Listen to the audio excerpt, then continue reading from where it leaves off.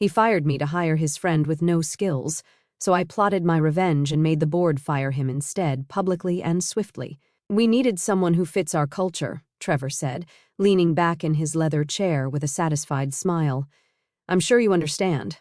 I stared at him across the desk, the quarterly operations report I'd prepared still clutched in my hands. You're replacing me with Greg Wilson? He has no experience in manufacturing, no management background at all. Greg brings fresh perspectives, Trevor replied, straightening his designer tie. Northwest Timber Products is evolving. We need leadership that aligns with our new direction. I've managed operations here for 12 years, I said, fighting to keep my voice steady. Our efficiency metrics are at an all-time high. Client retention is 94%. What exactly needs changing? Trevor's smile tightened. Clara, this isn't about your performance. You're excellent at what you do, but Greg and I share a vision for the company's future that's more dynamic. My name is Clara Novak, 42 years old, operations manager at Northwest Timber Products in Spokane, Washington, or at least I was until this moment. I've dedicated my professional life to this company, streamlining our lumber processing operations, implementing sustainable forestry practices, and building relationships with clients across the Pacific Northwest. When do you want me to leave? I asked, my mind already calculating severance, health insurance continuation, and job prospects. We'll need a 2-week transition, Trevor said. Greg starts today. He'll shadow you until you finish up on the 15th. He stood, indicating our meeting was over. I've asked HR to prepare a generous severance package. Your years of service have been valued. I nodded and rose to leave, maintaining dignity and tact despite the churning in my stomach. As I turned toward the door, Trevor added, "Oh, and Clara, let's keep this positive with the team. I've announced that you're pursuing new opportunities." Of course, he'd announced my departure before even telling me. Back at my desk, I found an email from Diane in HR with severance details and a confidentiality agreement. As I scanned the document, a message popped up from my assistant, Thomas. "What's going on?" Trevor just introduced some guy named Greg as our new operations manager. "Said you're leaving." Before I could respond, I noticed Greg himself approaching, tall, tanned, and wearing a golf polo under his hastily donned blazer. He extended his hand with an easy smile. "Clara, great to finally meet you. Trevor told me so much about you." Behind him, I could see Trevor watching from the conference room, champagne flute in hand. He raised it slightly in my direction before turning to laugh at something said by the VP of sales. "I'm sure he has," I replied, shaking Greg's hand firmly. "Let me show you around." As we walked through the production floor, I realized with growing unease that Greg didn't know the difference between pine and cedar, couldn't read our processing charts, and referred to our largest client by the wrong name. This wasn't just a replacement. It was a dismantling of everything I'd built. I joined Northwest Timber Products fresh out of my MBA program, initially as a process analyst. The company was struggling then, inefficient operations, high waste percentages, and a reputation for missed delivery dates. I worked my way up through various positions, eventually becoming operations manager under the previous CEO, Harold Bergman. Harold recognized my talents for organization and problem-solving. He mentored me, challenged me, and ultimately trusted me to revamp our entire production system. Together, we transformed Northwest from a struggling mid-sized lumber supplier into one of the most respected sustainable timber operations in the region. When Harold announced his retirement last year, the board conducted an external search for his replacement. They settled on Trevor Reese, who came from a larger competitor with promises to modernize and disrupt the traditional timber industry. I had reservations about his flashy style but was determined to work collaboratively for the company's benefit. At first, Trevor seemed interested in understanding our operations. He scheduled lengthy meetings with each department head, asked thoughtful questions, and praised our efficiency metrics during his first board presentation. I began to think my concerns had been unfounded. Then small changes began. Trevor started bringing in consultants who knew nothing about timber but spoke confidently about corporate culture and brand identity. He renovated the executive floor while postponing critical equipment upgrades I'd been requesting for months. He instituted mandatory team-building activities that pulled workers off the production floor during our busiest periods. Still, I adapted. I adjusted schedules to accommodate his new initiatives while maintaining productivity. I translated his buzzword-filled directives into actionable steps for my team. I defended these changes to skeptical employees who trusted my judgment. What I didn't know was that Trevor had been undermining me behind the scenes. I learned later that he'd been telling board members I was resistant to change and stuck in old methodologies. He'd started playing golf with several key board members and with Greg Wilson, a former college classmate with no experience in our industry. I maintained my professionalism, focusing on what I could control: operations efficiency and client relationships. When our quarterly numbers showed record productivity despite the disruptions, I thought my position was secure. Results would speak for themselves. The week before my termination, I noticed Trevor and Greg having lunch in Trevor's office. They seemed to be reviewing documents, my operations reports, I assumed, as part of Trevor's ongoing department evaluations. I even prepared additional materials for them, wanting to ensure they understood our production processes fully. Harold called me that same week. He'd heard rumors about leadership changes from his old industry contacts. "Watch your back, Clara," he warned. "Trevor's been asking strange questions about the extent of your authority." I thanked him for the concern but dismissed it as retired CEO paranoia. Harold was protective of the company and of me. Surely Trevor wouldn't replace his most effective manager without cause. I was wrong. My first day of the transition was excruciating. Greg followed me everywhere, making notes on a leather-bound pad but asking no substantive questions. At our morning operations meeting, Trevor introduced Greg as the new visionary leader who will take our processes to the next level. My team looked between us in confusion, their expressions ranging from shock to anger on my behalf. "I'll be available these next 2 weeks to ensure a smooth handover," I said, maintaining my composure. "Let's make sure our production targets don't slip during this transition." After the meeting, several team members stopped by my office privately to express their disbelief. Thomas, my assistant for 7 years, was particularly upset. "This is ridiculous," he fumed. "Greg asked me if lumber comes from pine trees or pine bushes. He literally doesn't know what wood is." "He'll learn," I said automatically, though I didn't believe it. By mid-afternoon, I was reviewing our inventory management system with Greg, explaining the custom software I'd helped develop to track materials from forest to finished product. "This seems unnecessarily complicated," Greg commented, suppressing a yawn. "At my last company, we used a simple Excel spreadsheet for everything." "What company was that?" I asked, genuinely curious since Trevor had been vague about Greg's background. "Oh, I managed my family's car wash business for a while," he replied casually. "Different industry, but business is business, right?" I stared at him, momentarily speechless. "A car wash?" He was replacing me with someone whose experience was running a car wash. That evening, as I was preparing to leave, I overheard Trevor and Greg laughing in the executive lounge.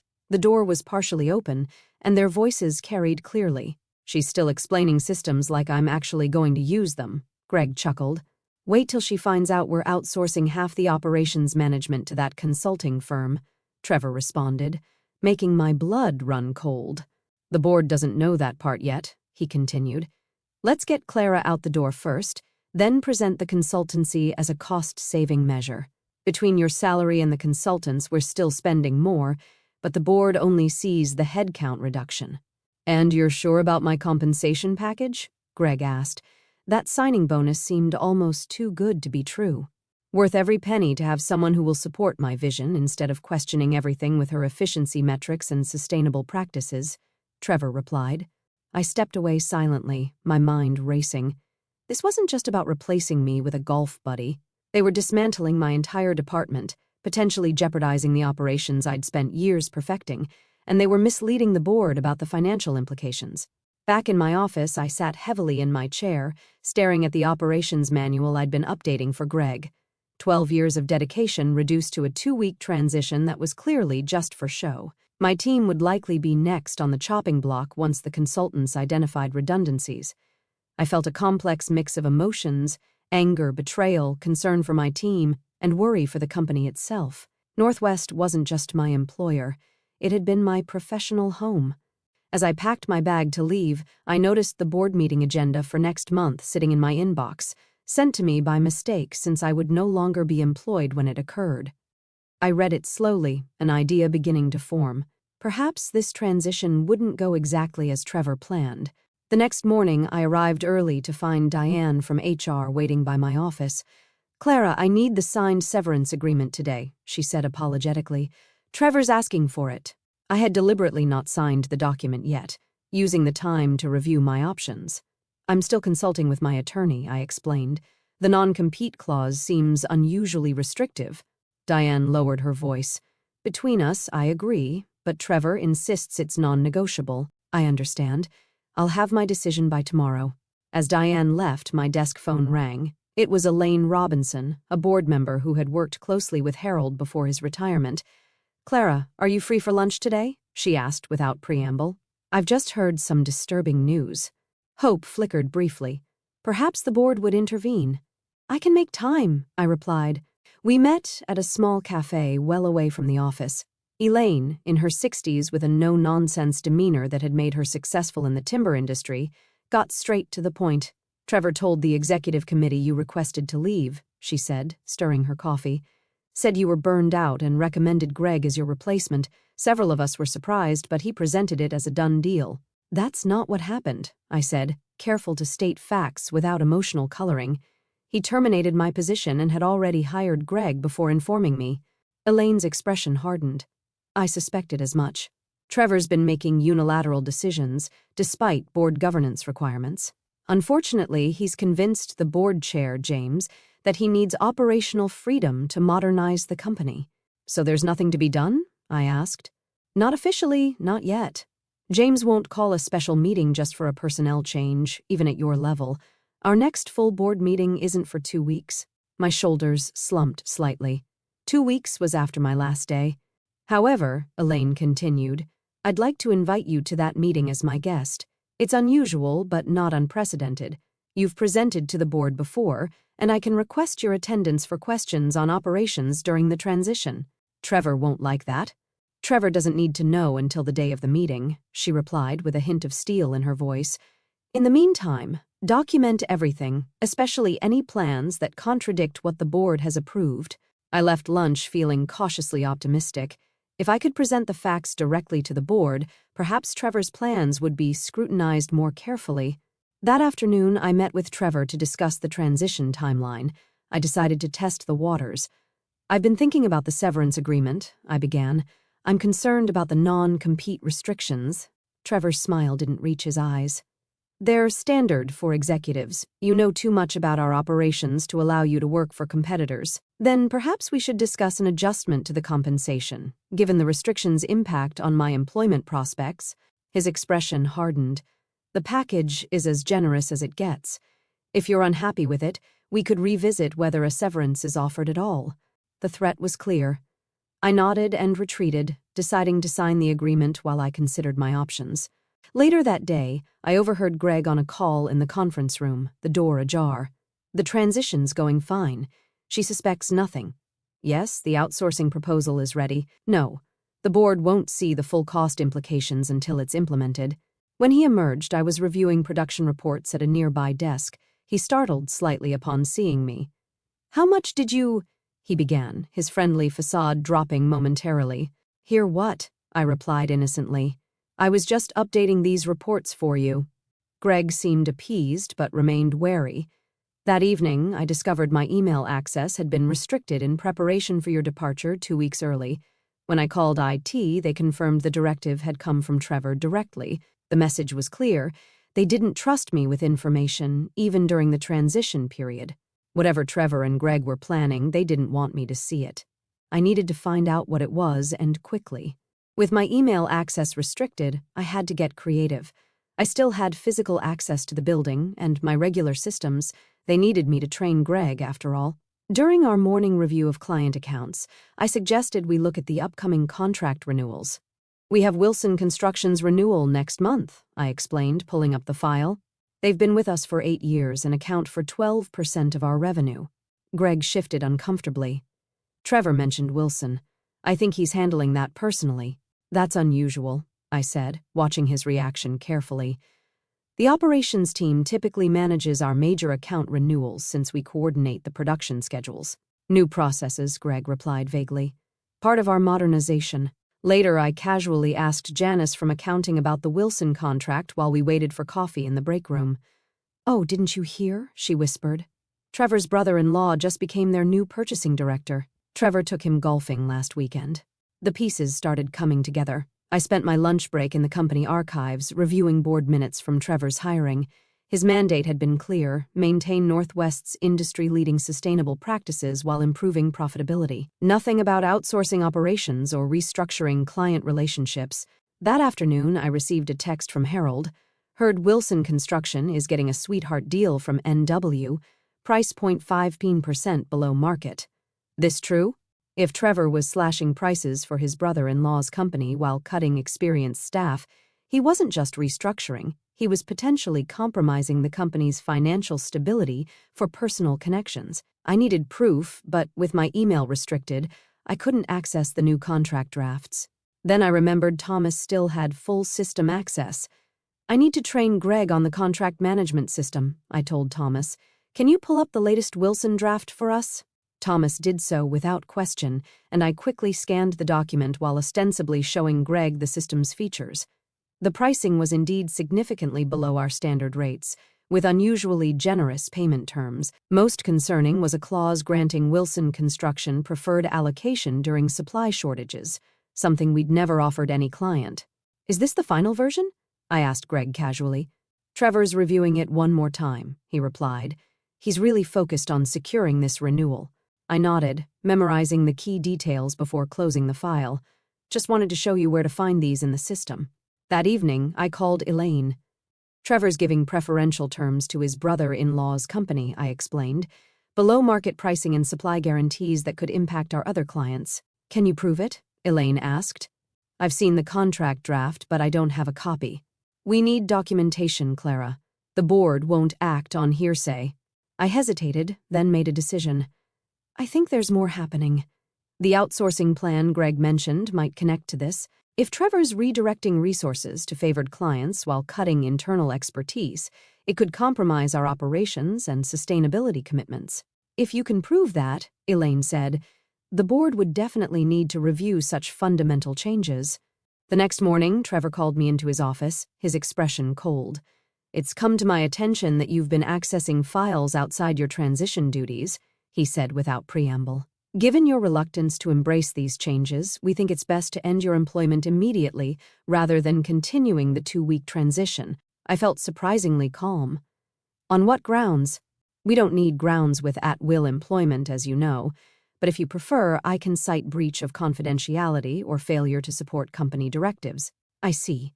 And the severance package? Still available, provided you sign today with the addition of a non-disparagement clause. He slid a revised agreement across the desk. Otherwise, we terminate for cause, and you'll receive nothing. It was a calculated move designed to silence me before the board meeting. Trevor was clearly worried about what I might have discovered. I had a decision to make, sign, and take the money, or reject the agreement and lose my severance but maintain my ability to speak freely to the board. What Trevor didn't know was that I had already made my choice. I'll need time to review the new agreement, I said, taking the document without committing. Today, Clara. I need your decision and signature today, Trevor insisted. I nodded non-committally and returned to my office to find Greg already there, examining my files. Just getting familiar with everything, he said without a hint of embarrassment, since it seems your departure might be accelerated. Take whatever you need, I replied, beginning to pack my personal items, though you might want to actually read our sustainable forestry protocols before your meeting with the environmental compliance team this afternoon. Greg looked blank. What meeting? It's on the operations calendar, quarterly review of our sustainability metrics. The team will expect you to explain any variances in our replanting schedules or carbon offset calculations. Panic flashed across his face, and he quickly left, presumably to find Trevor. I took advantage of his absence to call Thomas into my office. I need your help, I said quietly, but it could put you in an awkward position. Thomas didn't hesitate. What do you need? Access to the shared drive for 1 hour and copies of the consultant proposal Trevor's been developing. The outsourcing plan. I can do better than that. I've been backing up all unusual document requests since you told me you were leaving. Thomas pulled a flash drive from his pocket. Trevor had me print the proposal yesterday, but didn't know I saved a copy. It's all here, the outsourcing details, the new pricing structures, everything. I stared at him in surprise. He shrugged. You trained me to maintain records of all operational changes. This seemed important. I quickly reviewed the files. The outsourcing proposal was worse than I'd imagined. It would replace our experienced operations team with overseas consultants who had no background in timber or sustainability practices. The projected savings only appeared positive because they excluded transition costs and potential compliance issues. Most alarmingly, the proposal indicated implementation would begin immediately after my departure, without waiting for board approval. I also found the complete Wilson construction contract, with Trevor's brother-in-law's name clearly indicated, plus similar preferential deals for 2 other companies connected to Trevor's personal network. Thomas, if Trevor asks, you never gave me this. Gave you what? He replied with a wink. I'm just helping you pack. By afternoon, I'd copied the essential documents and returned the flash drive to Thomas. I then called Elaine. I have what we need, I told her, but Trevor's trying to force me out immediately with a non-disparagement clause. Don't sign anything, she advised. I'll talk to James. This is exactly the kind of unilateral action the board needs to know about. An hour later, Trevor stormed into my office, face flushed with anger. What did you say to Elaine Robinson? That you were asking me to sign a revised severance agreement, I replied calmly. She just called James, demanding a special executive committee meeting tomorrow about your termination. I kept my expression neutral. That's her prerogative as a board member. Trevor leaned across my desk. Sign the agreement now, Clara. Walk away with your severance and your reputation intact. Push this further, and I'll make sure everyone in the industry knows you were terminated for cause. It was a serious threat in our specialized field. I could sign and secure my financial cushion or risk my professional reputation by fighting. I'll have my answer for you tomorrow morning, I said, buying time. Trevor left, unsatisfied, and I spent the evening preparing a detailed presentation of everything I'd discovered, the outsourcing plan, the preferential contracts, the misrepresentations to the board. I organized the documents chronologically, highlighting where Trevor's actions contradicted his board-approved mandate. By morning, I was ready, but when I arrived at the office, security stopped me at the entrance. I'm sorry, Miss Novak, your access has been revoked. Trevor had made his move. Now I needed to make mine. Miss Novak? I turned to find James Wernern, the board chair, approaching the security desk. Elaine mentioned you might have trouble accessing the building. He nodded to the guard. She's with me for the executive committee meeting. The guard looked uncertain but couldn't refuse the board chair. James escorted me to the executive floor, explaining in hushed tones that Trevor had called an emergency meeting of his own, apparently to formalize my termination before the committee could intervene. Fortunately, board governance supersedes executive authority in personnel matters involving department heads, James said. Elaine was quite insistent we review the situation properly. When we entered the boardroom, Trevor's confident expression faltered visibly. Greg sat beside him, looking uncomfortable, as Elaine and 2 other committee members arranged their materials. Clara, Trevor recovered quickly. This is an executive meeting. I don't think I invited her. James interrupted. Given the serious concerns raised about operational changes, we need her expertise. What concerns? Trevor's voice was sharp. I've simply made a standard personnel change to align with our modernization strategy. Elaine gestured to me. Clara, please share what you've discovered. With calm precision, I presented the documents I'd prepared. I explained how the outsourcing plan contradicted our sustainability commitments. I highlighted the preferential contracts with Trevor's connections, displaying the pricing disparities alongside our standard terms. I showed how the consultant costs, when fully calculated, actually increased expenses rather than creating savings. Most importantly, I concluded, none of these fundamental operational changes were presented to the board for approval, despite governance requirements for strategies impacting our core business model and environmental commitments. Throughout my presentation, Trevor's expression shifted from dismissive to concerned to openly hostile. Greg stared at the table, avoiding eye contact with everyone. When I finished, James turned to Trevor. Is this accurate? Are you implementing these changes without board approval? I was planning to present the complete strategy at the next regular meeting, Trevor claimed. Clara is selectively sharing information out of context because she's disgruntled about being replaced. The documents speak for themselves, I replied. sliding copies of Trevor's own signed directives across the table, including his instruction to begin implementation before the next board meeting. James reviewed the papers, his expression growing increasingly grave. "Trevor, I think we need to continue this discussion privately with the committee. Clara, thank you for your thoroughness. Please wait outside." As I left the boardroom, Trevor's glare followed me. Whatever happened next was out of my hands, but I had done what was right for the company I had helped build. 3 hours later, James emerged from the boardroom and asked me to rejoin them. Trevor and Greg were notably absent. "The committee has made several decisions," James announced once I was seated. "Trevor's employment has been terminated, effective immediately. Greg Wilson will not be assuming the operations manager role, and the outsourcing plan rescinded entirely," Elaine confirmed, "as are the preferential contracts that hadn't yet been executed." James cleared his throat. "Clara, the committee would like to offer you your position back, with appropriate adjustments to your compensation and authority. We recognize the value you bring to Northwest Timber Products and sincerely regret the disruption caused by Trevor's actions."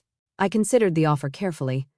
Over the past 2 weeks, I had received inquiries from 2 of Northwest's competitors, including one that would mean a significant promotion. "I appreciate the offer," I said finally, "but I think it's time for me to explore new opportunities. I'd be willing to stay through a proper transition period, however, to stabilize operations and help you find a suitable replacement." James looked disappointed but nodded his understanding. "We can develop appropriate terms for a consulting arrangement during the transition. Would 3 months be sufficient?" It was a generous offer that would give me time to properly consider my options. "That would be acceptable."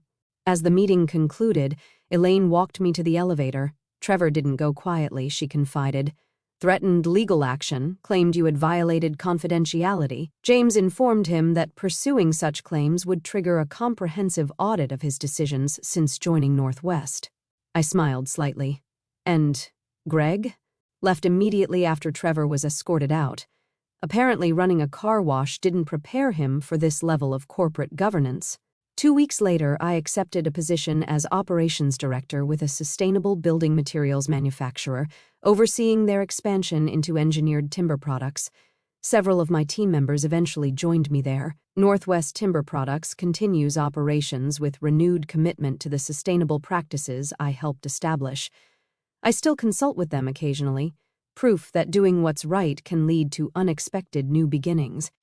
Sometimes the most powerful statement isn't what you say when you're shown the door, but what you do after you walk through it.